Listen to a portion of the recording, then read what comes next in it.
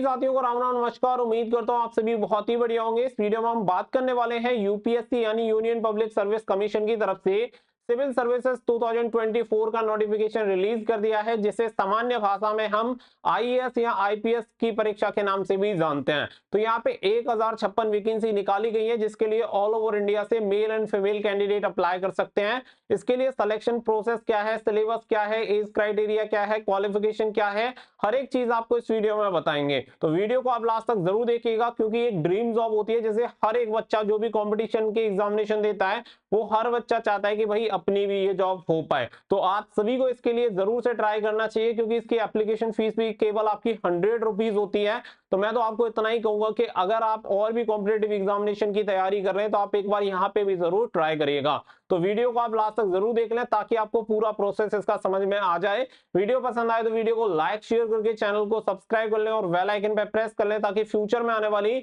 हर एक अपडेट का नोटिफिकेशन आपको सबसे पहले मिलता रहे। आगे बढ़ते हैं और आप सभी को पूरी जानकारी देते हैं। तो यहाँ पे इससे पहले आप सभी को बता दें कि देखिए, तैयारी करने के लिए सबसे पहले आपको जरूरत पड़ेगी यहाँ पे प्रीलिम्स की। तो यहाँ पे प्रीलिम्स एग्जामिनेशन के लिए आप सभी को यहाँ पे यूपीएससी आईएएस प्रीलिम्स के लिए 13 ईयर के सॉल्ट पेपर आप सभी को मिल जाते हैं, वो भी टॉपिक वाइज, जो कि जनरल स्टडीज और सीसेट जो आपका होता है, इसके आप सभी को मिल जाएंगे। तो 2011 से 2023 तक के आपको ये सॉल्ट पेपर यहाँ पे दिए गए हैं, और ये बुक आपको मिल जाती है अग्रवाल एग्जाम कार्ड की। अगर हम बात करें तो ये बुक आपको दोनों भाषाओं में देखने के लिए मिल जाएगी, यानी इंग्लिश और हिंदी दोनों भाषाओं में आपको ये बुक मिल जाती है। जैसे कि आप सभी यहाँ पे देख सकते हैं कि आपको टॉपिक वाइज जो भी क्वेश्चन पूछे गए हैं, वो डिटेल सॉल्यूशन के साथ आपको ये बुक प्रोवाइड करा दी जाती है। इससे आपकी तैयारी बहुत बढ़िया यहाँ पे हो जाती है। अगर हम यहाँ पे बुक की बात करें, यहाँ पे आप बुक देख सकते हैं। बुक का जो कंटेंट मटेरियल है आप सभी को बहुत ही बढ़िया देखने के लिए मिल जाएगा, जिसमें टॉपिक वाइज आप सभी को सारी चीजें दी गई है कि कौन से क्वेश्चन कहां से आपसे पूछे गए हैं, वो सारी चीजें आपको यहाँ पे देखने के लिए मिल जाएंगी। और सबसे अच्छी बात, अगर हम इस बुक की बात करें तो देखिए, जैसे कि हर एक क्वेश्चन के लिए 4 अगर आपको ऑप्शन दिए जाते हैं, तो उसमें से एक क्वेश्चन जो सही होता है उसके बारे में तो डिटेल दी गई है। साथ ही में जो आपके 3 ऑप्शन होंगे जो गलत रहते हैं, उसके बारे में भी यहाँ पे पूरी डिटेल दी गई है कि वो कहां से पूछा गया है, किस रीजन से वो गलत है, हर एक चीज उसके बारे में एक्सप्लेन की गई है। तो यहाँ पे क्या है, क्योंकि जो 3 ऑप्शन है वो भी आपके एग्जाम में, नेक्स्ट एग्जाम में आ सकते हैं, दैट्स वाई वहां पे भी सारी चीजें आप सभी को देखने के लिए मिल जाएगी उस टॉपिक से, उस ऑप्शन से रिलेटेड। तो सारी चीजें आप सभी को यहाँ पे देखने के लिए मिल जाएगी। कुछ इस टाइप की बुक आप सभी को ये देखने के लिए मिल जाती है। तो आप इस बुक को ऑर्डर कर सकते हैं, लिंक आपको वीडियो को डिस्क्रिप्शन में दे दिया गया है। बेस्ट क्वालिटी का कंटेंट आप सभी को इस बुक में देखने के लिए मिल जाएगा। हिंदी इंग्लिश दोनों भाषाओं में बुक मिलती है, लिंक वीडियो को डिस्क्रिप्शन में है, वहां से जाके प्रीलिम्स के लिए ऑर्डर कर सकते हैं और अपनी तैयारी को अभी से शुरू कर सकते हैं। अब देखिए, यहाँ पे अगर हम बात करें तो इतने अलग अलग डिपार्टमेंट में ये वैकेंसी आपको देखने के लिए मिल जाती है, जिसमें सबसे ज्यादा 3 टॉप आपकी पोस्ट होती हैं। आप देख सकते हैं इतनी अलग अलग डिपार्टमेंट में आपको ये वैकेंसी देखने के लिए मिल जाती है। सबसे पहली जो आती है वो आती है आईएएस, यानी जैसे आप इंडियन एडमिनिस्ट्रेटिव सर्विसेज के नाम से आप जानते हैं। तो ये वैकेंसी आप सभी की आईएएस की इसमें शामिल होती है। साथ ही में आईएफएस यानी इंडियन फॉरेन सर्विसेज भी आपकी रहती है।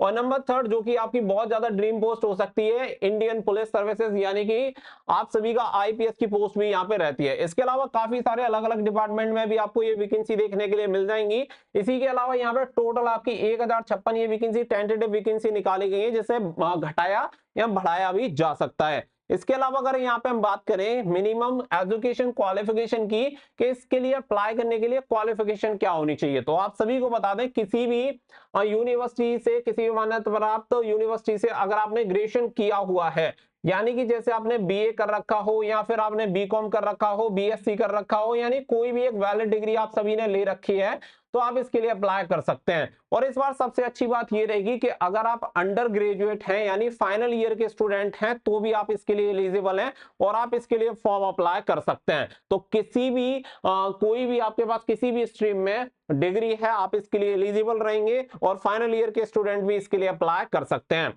अगर हम बात करें एज लिमिट की, तो यहाँ पे एज लिमिट आपकी मिनिमम 21 साल और मैक्सिमम 32 साल होनी चाहिए जनरल एंड आपका ईडब्ल्यूएस कैंडिडेट के लिए। अगर आप ओबीसी हैं तो आप 35 साल तक इसके लिए अप्लाई कर सकते हैं, और अगर आप वहीं पे एससी या एसटी कैंडिडेट हैं तो आप इसके लिए 37 साल तक इसके लिए अप्लाई कर सकते हैं। तो ये रहता है इसका एज क्राइटेरिया। तो एज क्राइटेरिया से आपको क्लियर हो गया होगा कि आप इसके लिए एलिजिबल हैं या नहीं, क्योंकि क्वालिफिकेशन ऑलरेडी मैंने आप सभी को बता दिया है। उम्र की गणना की अगर यहाँ पे हम बात करें तो यहाँ पे आप देख सकते हैं कि 1 अगस्त 2024 से आपकी उम्र की गणना की जाएगी। तो इसी दिन आपकी न्यूनतम और अधिकतम एज क्राइटेरिया आपका चेक किया जाएगा। अगर हम बात करें कि यहाँ पे अटेम्प्ट आपको कितने मिलते हैं, क्योंकि यहाँ पे ऐसा नहीं है कि लाइफ टाइम आप इसमें दे सकते हैं, कैटेगरी वाइज यहाँ पे अटेम्प्ट डिसाइड होते हैं कि आप यूपीएससी के लिए इतने अटेम्प्ट दे सकते हैं।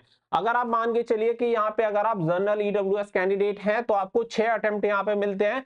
अगर आप ओबीसी कैंडिडेट हैं तो 9 अटेम्प्ट यहाँ पे आप दे सकते हैं। और अगर आप एससी एसटी कैंडिडेट हैं तो जब तक आपका इस क्राइटेरिया है तब तक आप अनलिमिटेड अटेम्प्ट दे सकते हैं। तो ये यहाँ पे क्राइटेरिया रहता है, जिससे कि आप सभी को यहाँ पे क्लियर हो गया होगा। वहीं पे अगर आप पीडब्ल्यूडी कैंडिडेट हैं तो 9 अटेम्प्ट आपको जीएल, ईडब्ल्यूएस और ओबीसी कैटेगरी में मिलते हैं। और एससी एसटी कैंडिडेट को अनलिमिटेड यहाँ पे पीडब्ल्यूडी कैंडिडेट के लिए अनलिमिटेड अटेम्प्ट मिल जाते हैं। अगर हम बात करें सिलेक्शन प्रोसेस की तो 3 स्टेज में आपका सिलेक्शन प्रोसेस डिवाइड होता है। पहला आपका होता है प्रीलिम्स एग्जामिनेशन, सेकंड होता है मेंस और नंबर थर्ड होता है आपका इंटरव्यू। और आपका मेडिकल भी यहाँ पे होता है, मेडिकल कंडीशन भी एप्लीकेबल आपकी होती है कुछ पोस्ट के लिए। अब ये चीज यहाँ पे क्लियर हो जाने के बाद फिर यहाँ पे बात आती है सिलेक्शन प्रोसेस की। यहाँ पे जो सिलेबस आप सभी का है वो सिलेबस आप यहाँ पे देख सकते हैं। प्रीलिम्स एग्जामिनेशन में आपके 2 पेपर यहाँ पे होते हैं। दोनों पेपर आप सभी को यहाँ पे बताए गए हैं कि दोनों जो पेपर आप सभी के होते हैं 200 मार्क्स के यहाँ पे होते हैं, वो आपको क्लियर किया गया है। साथ ही में अगर हम बात करें तो एक आपका सी सेट होता है और एक आपका जनरल स्टडीज होता है।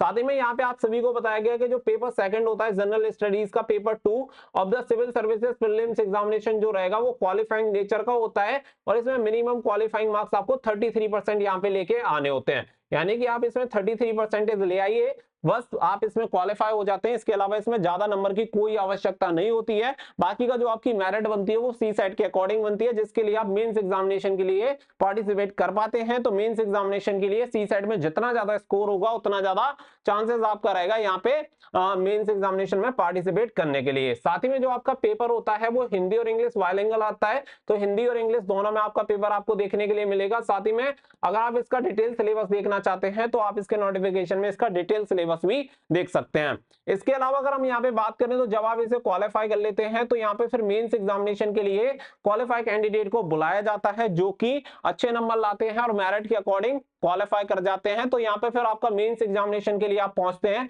और मेंस एग्जामिनेशन की अगर हम बात करें तो यहाँ पे आपके कुछ क्वालिफाइंग पेपर होते हैं, जिसमें पेपर 1A देख सकते हैं, जिसमें आप सभी का one of the Indian language का यहाँ पे आपका पेपर होता है, जिसे आप अपने अकॉर्डिंग चूज कर सकते हैं, जो कि आपका 300 नंबर का होता है। एक आपका होता है कंपलसरी, जो कि इंग्लिश का रहता है, ये भी आपका 300 नंबर का रहता है। इसके अलावा अगर यहाँ पे आप देखेंगे तो जो मेरिट के लिए यहाँ पे काउंटेड किए जाते हैं, जैसे कि आपका पेपर 1 हो गया जिसमें आपका ऐसे होता है 250 नंबर का। इसके अलावा पेपर 2 आपका रहता है जनरल स्टडीज 1, जिसमें आपके 250 नंबर होते हैं, जिसमें आपका Indian heritage, culture, history, geography and world and society से रिलेटेड क्वेश्चन पूछे जाते हैं।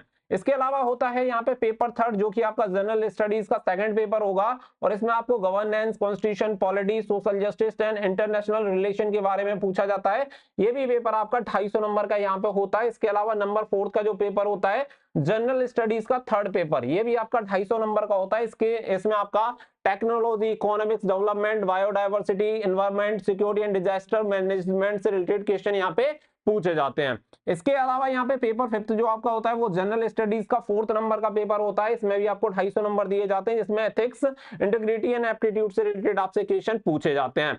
नंबर 6 जो आपका पेपर होता है वो ऑप्शनल सब्जेक्ट होता है, यानी एक यहाँ पे ऑप्शनल आपको सब्जेक्ट चूज करना होता है। ये आप सभी का यहाँ पे पेपर होता है, ये आपका 250 नंबर का होता है। यहाँ पेपर नंबर 6 आपका हो गया। इसके अलावा फिर आपका पेपर नंबर 7 होता है, जिसमें आप सभी को गवर्नमेंट स्ट्राइव के बारे में यहाँ पे पूछा जाता है, जिसमें आप सभी को यहाँ पे ऑप्शनल सब्जेक्ट आप देख सकते हैं। ऑप्शनल सब्जेक्ट जो आप सभी का रहता है पेपर 2, ये आपका 250 नंबर का यहाँ पे रहता है। तो 2 यहाँ पे ऑप्शनल सब्जेक्ट आप सभी को हो जाते हैं, optional paper number 1, optional paper number 2। तो टोटल मिला के यहाँ पे जो आपके मेंस एग्जामिनेशन में होंगे टोटल 7 पेपर होंगे, जिसमें जनरल स्टडीज के ही केवल 4 पेपर आपके होते हैं। 2 आपका ऑप्शनल होता है, फिर आपका लैंग्वेज का होता है जिसमें आपका पेपर ए में आपका एक ऑप्शनल लैंग्वेज रहेगा और बाकी का आपका इंग्लिश रहेगा। तो टोटल यहाँ पे जो मेंस में होते हैं वो कितने हो जाते हैं, 7, जिसमें से अगर हम जनरल स्टडीज की बात करें तो 4 आपके जनरल स्टडीज हो जाएंगे, बाकी का आपका ऑप्शनल यहाँ पे जो रहेगा वो आपके 2 हो जाएंगे, और बाकी का लैंग्वेज से रिलेटेड जो आपका रहेगा वो आप सभी का 1 हो जाएगा, जो कि 2 पार्ट में आपका डिवाइड होता है, एक आपकी ऑप्शनल लैंग्वेज और एक आपकी कंपलसरी इंग्लिश लैंग्वेज। तो ये आप सभी के यहाँ पे टोटल पेपर होते हैं जिसके बेसिस पे आपकी मेरिट बनती है।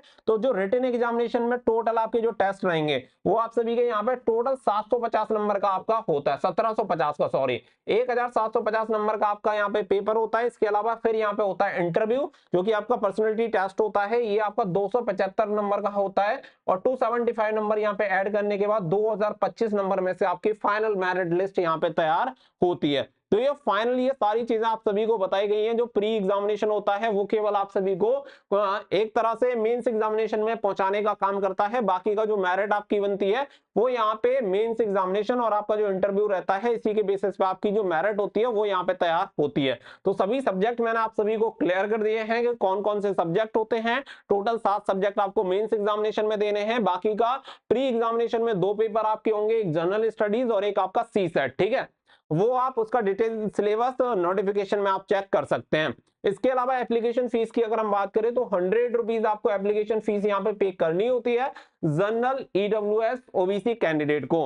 अगर यहाँ पे आप बिलोंग करते हैं, जैसे कि आप फीमेल एससी एसटी कैंडिडेट हैं या फिर पीडब्ल्यूडी कैंडिडेट हैं, तो आप फ्री ऑफ कॉस्ट इसके लिए अप्लाई कर सकते हैं, कोई भी एप्लीकेशन फीस आपको पे नहीं करनी है। अगर यहाँ पे हम बात करें तो यहाँ पे एग्जामिनेशन नोटिस आप सभी को दिया गया है 14 फरवरी 2024 को, ये नोटिस आपका जारी हो चुका है। ऑनलाइन एप्लीकेशन फॉर्म स्टार्ट हो चुके हैं आप सभी के, जिसकी लास्ट डेट आपकी 5 मार्च 2024 यहाँ पे रहने वाली है। तो 5 मार्च 2024 तक आप इसके लिए अप्लाई कर सकते हैं। साथ ही में आप अगर इसमें ओटीआर में कुछ करेक्शन करना चाहते हैं, मॉडिफिकेशन में करेक्शन करना चाहते हैं एप्लीकेशन में, तो यहाँ पे आप सभी को 6 मार्च से लेके 12 मार्च तक का टाइम दिया गया है। इसके पीरियड में आप इसमें कोई चेंजेस भी कर सकते हैं अगर कोई करेक्शन करना चाहते हैं। तो ये पूरी इंफॉर्मेशन आप सभी को मैंने क्लियर कर दी। उम्मीद करता हूं कि पूरी जानकारी आप सभी को इस वीडियो में क्लियर हो गई होगी। तो मैं आप सभी से इतना ही कहूंगा कि एक बार आप सभी को इस एग्जामिनेशन के लिए भी जरूर ट्राई करना चाहिए अगर आप कॉम्पिटेटिव एग्जामिनेशन की तैयारी कर रहे हैं। तो उम्मीद करता हूं कि वीडियो आपको पसंद आई होगी। तो वीडियो को लाइक शेयर करके चैनल को सब्सक्राइब कर लें और बेल आइकन पे प्रेस कर लें, ताकि फ्यूचर में आने वाली सभी जॉब अपडेट की नोटिफिकेशन आपको इसी तरीके से सबसे पहले मिलते रहें। मिलेंगे नेक्स्ट वीडियो में, फिलहाल के लिए बस इतना ही। So thank you for watching. जय हिंद, जय भारत।